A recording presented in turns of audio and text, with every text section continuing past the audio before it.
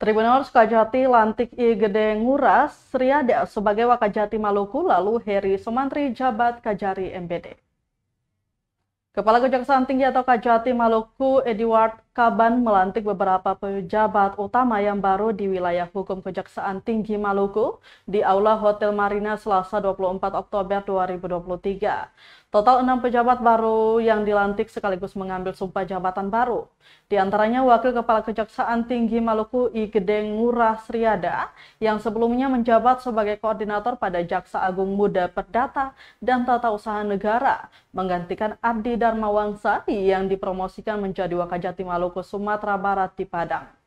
Kedua Asintel Kajati Maluku, Rajendra Darmalinga Wiritanaya, yang sebelumnya menjabat sebagai Kepala Kejaksaan Negeri Pasir di Tanah Grogot, menggantikan Muji Martopo yang dipromosikan menjadi Kepala Kejaksaan Negeri Bojonegoro di Bojonegoro.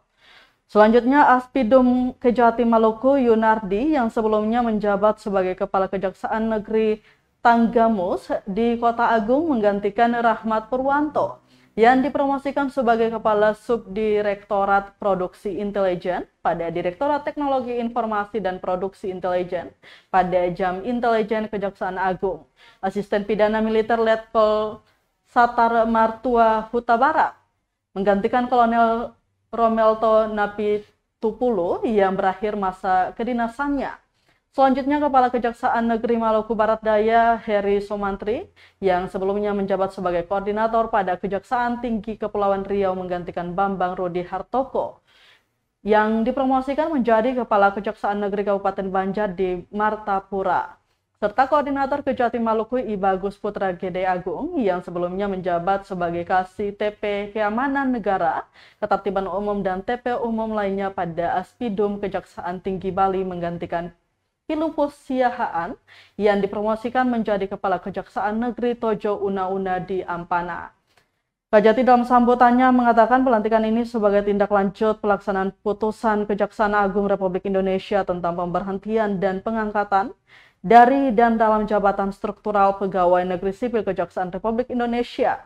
Selain itu, Kaban juga mengingatkan agar pentingnya dilakukan konsolidasi di antara segenap personal dan satuan kerja yang berada dalam lingkup kewenangan dan wilayah kerja masing-masing.